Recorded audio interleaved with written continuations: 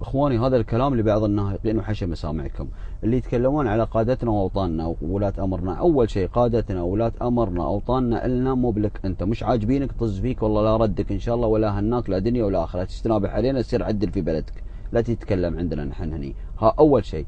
الشيء الثاني حطه في بالك، قادتنا ولاة امرنا لو هم في يوم من الايام يقولون نحن هاي السياسه يعني تعبنا منها ونبغي نريح، والله العظيم لا نروح ونحب رؤوسهم ونتقبض في لحاهم ونحب خشومهم ونقول لهم ارجوكم اللي يرحم والديكم ما تروحون. تروحون وين؟ تخلون المن نحن؟ انتم ياتونا دعوه مستجابه من الله سبحانه وتعالى. هذيلا الحكام اللي موجودين في الخليج والله العظيم انا اجزم بانهم دعوه مستجابه من ناس صالحين في يوم من الايام، دعوا بان الله سبحانه وتعالى يسخر لنا قاده ولاة امر فيهم من الخير والعدل ما لا يعلم به غير الله سبحانه وتعالى. ترى الحاكم العادل هذا رزق، ورزق ما يتحصل. كثير من الدول عنده من المقدرات والثروات والاشياء ما الله سخر لهم حكام عادلين مثل اللي موجودين عندنا في دول الخليج. عسى الله سبحانه وتعالى يحفظهم ويطول اعمارهم ويديمهم ويرحم المؤسسين اللي اسسوا هاي الدول. والله ما يتحصلون ونادرين وما يمكن انك تحصل مثلهم. واليوم نحن كشعوب مرتاحين وهم شقيانين وتعبانين على راحتنا. نحن اليوم الخليج يروح اي مكان في العالم له قدر وقيمه بفضل الله سبحانه وتعالى وجهودهم، وفي العالم كله لا، والعالم كله اليوم مشاكله ومصايبه وكل شيء يجون هني دول الخليج، سواء في دوله الامارات العربيه المتحده والمملكه العربيه السعوديه وسلطنه عمان او قطر او البحرين او الكويت، يجون الدول الاوروبيه والغربيه والعالم اللي على اساس ان البعض فرحان ان هذول متطورين، يجون هني يحبون روس قادتنا. ارجوكم حلوا مشاكلنا، حلوا مصايبنا. هم يسوون مصايب من الهبل والعبط اللي فيهم، وقادتنا ولاة امرنا يحلون مشاكلهم. وانت جاي تتنابح في السوشيال ميديا وفي الاماكن هاي تفكر ان الناس بتسمع لك؟ يعني انت شو الغباء اللي فيك اللي مستفحل لدرجه واصل الى نخاع مخك من الغباء والتياس اللي فيك؟ يعني اللي ما يشوف يسمع، يعني انت الحين لا شوف ولا سمع، الله عامي بصرك وبصيرتك سبحان الله.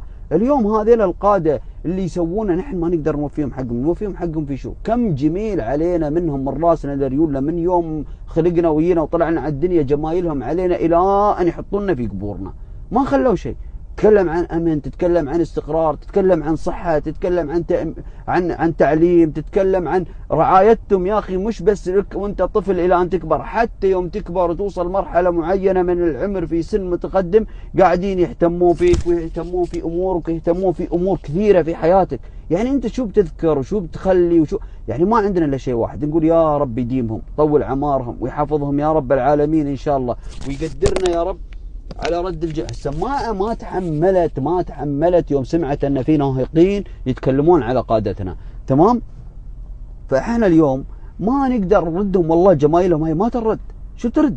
كم من جميل بترد انت اليوم؟ احنا ما عندنا اللي وصلنا عليه الرسول صلى الله عليه وسلم ان ندعي لهم في ظهر الغيب عسى الله يحفظهم ويطول اعمارهم ويبقيهم، وبالتم انت اللي قاعد تسبسب وتشتم وتحاول تتجاوز على دول الخليج حذاء الى ان تبعث يوم القيامه وانت حذاء في ارجل الغرب ولا ارجل الجماعات الاخوانجيه. بعدين اليوم انك تكون خليجي هذا حلم ما يحصله اي بني ادم في العالم. كثير من الناس اللي يطاولون على دول الخليج يتمنون ان يكونوا خليجيين. يعني انا بقول لكم مثال، رئيس امريكا ترامب لو يحصل هني جنسيه خليجيه مع اقامه ذهبيه يبغي، ما تصدقون؟ اسالوا ترامب قولوا له تبغي اقامه ذهبيه وجنسيه خليجيه، بيقول لكم ما وين احصل جنسيه خليجيه؟ يا الله حصل اقامه ذهبيه. اسالوا، ما تصدقوني صح؟ اسالوا.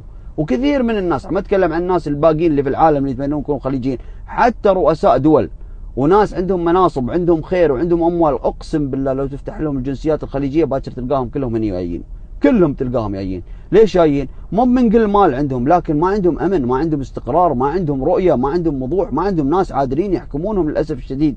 طاحوا تحت وطأة احزاب سياسيه، اليوم هي حزب 4 سنوات ويروح ويجي هذا ويروح ويجي هذا ويروح والشعب رايح وماكل تبن. حتى الدول اللي يسمونها المتقدمه ايش عندهم؟ والله ما عندهم شيء. ينزل الراتب تاريخ 5 من الشهر وما عنده شيء، دفع لنا كله تاكس ومصايب وضرائب ودنيا، ولا لهم قيمه في العالم، كله مساكين ومبهذلين ومشحططين في ارض الله الواسعه. شوف عمرك يوم خليجي، كل الدول تحترمك وتقدرك من شو؟ من فضل الله سبحانه وتعالى. وهذين القادة اللي موجودين اللي هم دعوة مستجابة من الله سبحانه وتعالى، دعوة دعوها الناس الصالحين اللي قبلنا، والله سبحانه وتعالى استجابها ان شاء الله. عسى الله يديمهم. وانت بتم تنهق هالشكل، بتم مثل الكلب، انت تتركه يلهث وانت تحمل عليه يلهث، انت شي حالك مثل الكلب، بتم طول بتنبح وبتنبح وبتنبح وبتنبح ولا حد يسمع لك. يعني ما حتى راي يسمع لك ولا حد مفتكر في هذا الشيء نهائيا.